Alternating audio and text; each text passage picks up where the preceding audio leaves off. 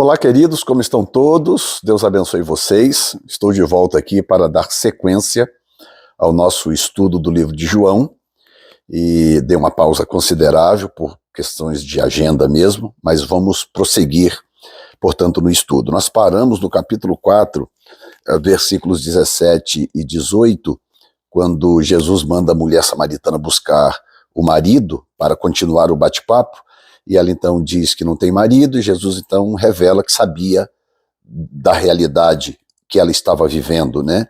Que era amaziada com o sexto homem. Nós já falamos sobre isso na ministração passada, de número 20, agora nós estamos no número 21. No verso 19, ela cita que percebe que Jesus é profeta, e ela faz uma das perguntas mais contundentes que nós temos nos evangelhos, né? Versículo 20, que gera uma resposta tremendamente reveladora da parte de Jesus. Ela diz: nossos pais adoraram neste monte, e vós dizeis que é em Jerusalém o lugar onde se deve adorar. Então ela lança uma pergunta que é produto de um sectarismo que ela estava experimentando, o que prova que esse espírito sectário, ele não é novo, né? Essa história de que eu sou da igreja tal, a minha denominação é isso e aquilo, eu sou arminianista, eu não gosto do calvinista, eu sou calvinista, não gosto do arminianista, eu sou pré-tribulacionista, não gosto do pós, eu sou pós, não gosto do pré, e esse tipo de coisa, né? Eu sou pentecostal, você é tradicional, não, eu sou tradicional, você é pentecostal. Esse sectarismo que divide a igreja, que fatia a igreja, ele pode ter uma roupagem nova hoje em dia, mas ele em si não é novo. Sectarismo não é coisa nova, né? E aqui nós estamos vendo uma mulher que já estava vivendo debaixo de um sectarismo social e cultural muito grande. Então, qual é a primeira pergunta que ela faz? A pergunta é o seguinte: ok, quem é que está certo? Os samaritanos ou os judeus?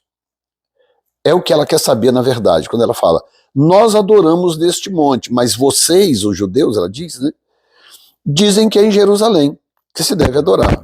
Ou seja, quem está certo? Aí Jesus faz duas coisas que eu quero te chamar a atenção. A primeira é que Jesus não toma partido nem para o seu próprio povo, porque Jesus não entra no barco que ela está sugerindo, Jesus não assume uma postura que ela espera, não é, dando destaque a esse sectarismo. Não, quem está certo é o povo judeu, porque tem que se adorar mesmo em Jerusalém, porque ele estava ali exatamente para colocar um fim a esta compreensão. Ele veio exatamente para transitar a revelação de Deus para algo de cunho mundial, porque até então a revelação de Deus estava muito nacionalizada. O povo de Israel é que obtinha parcialmente, é bom que se diga, a revelação do Deus vivo. E agora Jesus estava andando sobre a terra com o objetivo de internacionalizar a visão de Deus, a revelação de Deus, né? De tornar isso algo mundial, algo universal, para que essa revelação chegasse a todos, ou estivesse ao alcance de todos. E aí essa mulher vem com uma pergunta que limita o propósito de Jesus. Ela diz: mas espera aí, a gente crê que se adora nesse monte, mas vocês dizem que é no outro monte. Afinal de contas, em qual monte que eu devo adorar? Né? E aí Jesus, então, faz a segunda coisa que me chama a atenção. Ele diz assim: mulher, crê-me que a hora vem que nem neste monte e nem em Jerusalém adorareis ao Pai. Então a segunda coisa que Jesus faz é desmistificar a adoração como reclusa a um ambiente único. E ele também põe fim a esta noção de que quem quer que seja tenha o poder de se assenhorar do relacionamento com Deus e do espírito de adoração. Ele elimina logo de cara. Ele diz: você está enganada, não é nem aqui nem acolá. Está vindo a hora em que não importa o monte mais. Por que ele diz está vindo a hora? Porque isso seria a partir da sua morte. Enquanto ele estivesse andando aqui na Terra fisicamente, ele estaria ensinando conceitos, lançando fundamentos, estabelecendo bases para o que aconteceria logo depois da sua morte, que é a manifestação do Espírito Santo e uma revelação mais universal de Deus para todo aquele que cresce que Jesus Cristo era o Filho de Deus. Então ele diz, está vindo um momento que não será nem num nem no outro. E aí, realmente, você vê, hoje nós não temos mais o Monte Gerizim como lugar de adoração, não tem mais, e também nós não temos mais o Monte Sião como lugar de adoração, ou o Monte Moriá como lugar de adoração, porque lá hoje tem uma mesquita muçulmana. Então cumpriu-se ao pé da letra o que Jesus está dizendo. Ou seja, não é mais nem no lugar nem no outro, porque Jesus universalizou a revelação do Pai para todo aquele que crê. 22, ele diz, vós adorais o que não sabeis, nós adoramos o que sabemos, porque a salvação vem dos judeus. E aí você vê que ele não nega o princípio que Paulo fala em Romanos 1:16. Primeiro o judeu, depois o grego. Sempre primeiro o judeu. Judeu sempre terá primazia, goste a gente ou não. Não importa se o Israel de hoje não reconhece o Messias, se o povo fala bobagem, persegue a igreja, não gosta da igreja, nada disso interessa para Deus.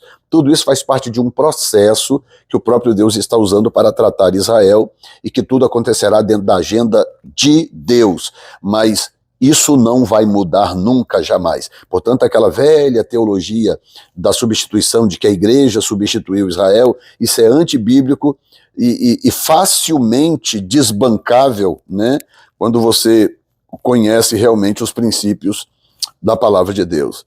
Então, Jesus não nega, Jesus fala, não, vocês nem sabem o que adoram, nós sabemos, nós judeus sabemos o que adoramos, vocês não.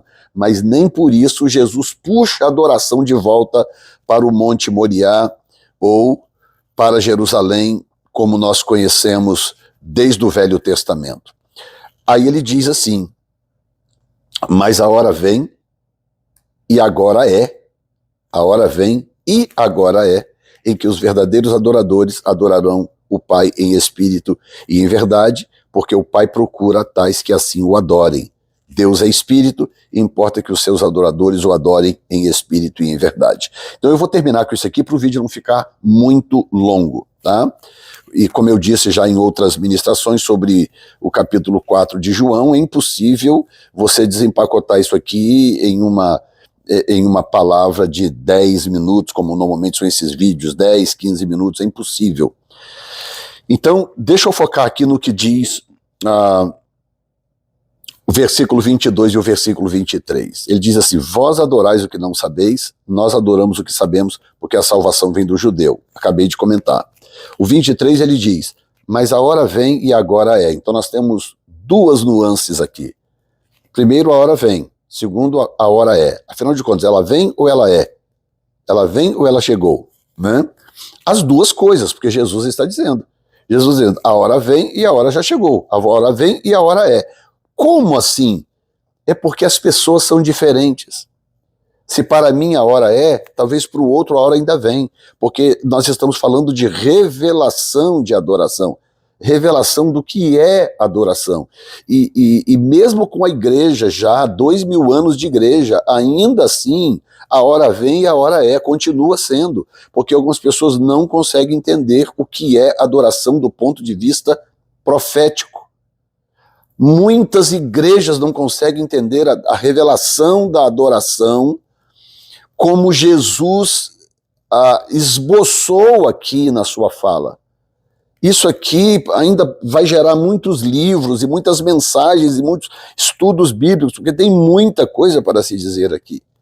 Então ele diz, a hora vem e a hora é. Então, para você, a hora vem ou a hora já é? É você que tem que responder isso aqui. Ele diz, em que os verdadeiros adoradores, significa que existem falsos adoradores.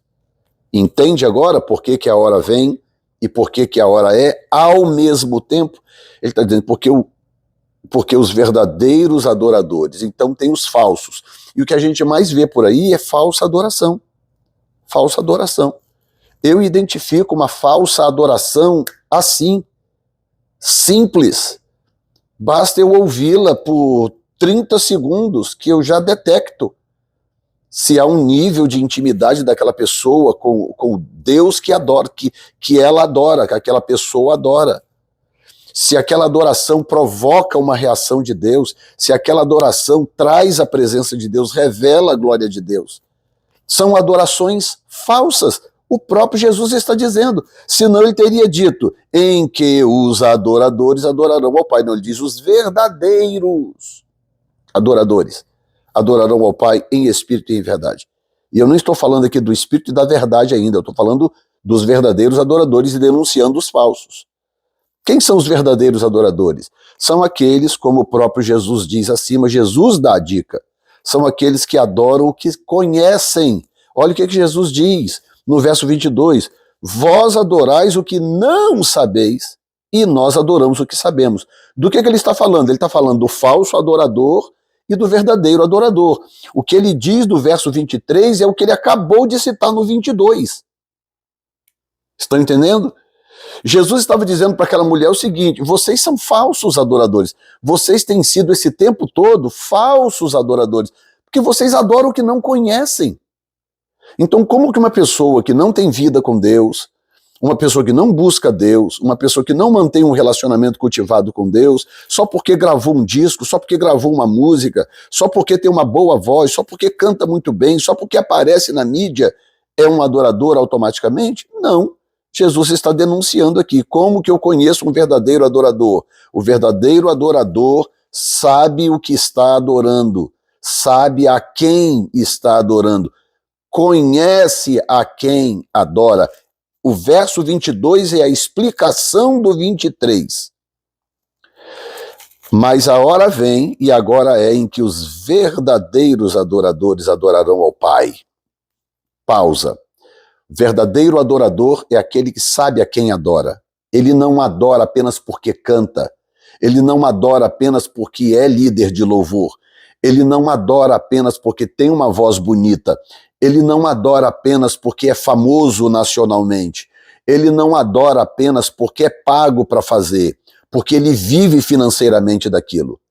Não tem nada de errado de viver financeiramente do seu chamado, do seu dom. Não é esse o ponto. O que eu quero dizer é que isso não torna você um adorador. O verdadeiro adorador é aquele que conhece a pessoa a quem ele adora. Se ele não conhecer, ele é um falso adorador. É o que Jesus acaba de dizer para aquela mulher. Vocês não sabem nem o que adoram.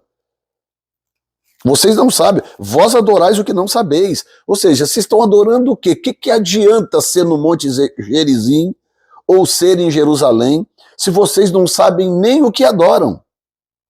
Entendeu? Ou seja, enquanto que alguns estão preocupados com aonde adorar, a que igreja pertencer, a que denominação pertencer e etc., aquele orgulho denominacional, Jesus está denunciando que o mais importante é conhecer a quem eu adoro, e não onde eu adoro, mas sim a quem eu adoro, não é? Então ele diz adorar ao Pai em espírito e em verdade. De novo, pausa. Em espírito, porque isso não pode ser obra da carne. Adoração não pode ser obra da carne. Isso tem que ser algo do meu espírito. Por isso que a palavra espírito aqui está com E minúsculo, tá? Adore ao Pai em espírito. Isso tem que ser uma ação do meu espírito. Não pode ser um produto da minha carne. Eu adoro porque eu gosto, porque me faz bem, porque eu conheço a turma, porque a igreja é legal, porque seja lá o que for, ou todas as demais razões que eu já dei anteriormente. Não. Eu adoro porque o meu espírito adora. Então, em espírito, segundo lugar, em verdade. Esse em verdade, muitas vezes é mal entendido pelas pessoas. O que esse em verdade significa? Significa em verdade ou na verdade de quem Deus é. Quem é Deus e o que é Deus. E aí, eu tenho uma palavra que sempre que eu posso eu ministro, né, que é o que diz João, primeira carta de João, vou até lá rapidamente com vocês, não quero estender muito, não posso para o vídeo não ficar longo, mas João capítulo 1, versículo versículo 5, que diz assim, esta é a mensagem que dele ouvimos e vos anunciamos. Olha bem, esta é a mensagem que dele ouvimos. Então, o que ele vai dizer em seguida, ele ouviu de Jesus. Esta é a mensagem que dele ouvimos e vos anunciamos, que Deus é luz e nele não há treva nenhuma. Então, voltando agora para João, é o mesmo João que está dizendo lá na primeira epístola, hein? Primeira epístola de João 1,5. Agora, o mesmo João está escrevendo isso aqui e ele está dizendo o que Jesus está falando. Então, ele diz, a hora vem em que os verdadeiros adoradores adorarão ao Pai em espírito, já expliquei, e em verdade. Que verdade? A verdade de quem ele é. Então, eu só posso ser um verdadeiro adorador se eu sei a quem eu estou adorando, e número 2, se eu sei o que esse quem é. E João está dizendo, ele é luz, e importa que os seus adoradores, ele é luz e nele não há treva nenhuma. Então eu não posso estar envolvido com treva, de forma nenhuma. Não posso. E eu não estou falando de tropeço, de erro, eu estou falando disso não, isso se conserta, caiu, levanta, errou, conserta. Eu estou falando de uma vida que vive com um pé na luz e um pé nas trevas. Isso não é possível para um adorador. O adorador tem que estar na luz. Número 1. Número 2, luz é eletromagnetismo, funciona por frequência. A luz tem frequência, significa que para eu adorar a Deus de forma eficiente, eu preciso aprender a entender a sua frequência, em que frequência ele opera. Eu preciso aprender, e isso requer sensibilidade espiritual, relacionamento com ele, relacionamento com as escrituras, e assim sucessivamente. E por fim, do verso 23, ele diz, porque o Pai procura a tais, que assim o adorem. Então o que o Pai está procurando de fato? Está procurando gente? Está procurando cantores? Está procurando compositores de música? Está procurando pentecostais, tradicionais? Não, ele está procurando pessoas que se encaixem nesse perfil que eu acabei de descrever. Pessoas que o adoram porque o conhecem, sabem quem ele é. Número 2, o adoram porque sabe o que ele é. Ele é luz, e nele não habita trevas nenhuma. E luz se manifesta por frequência.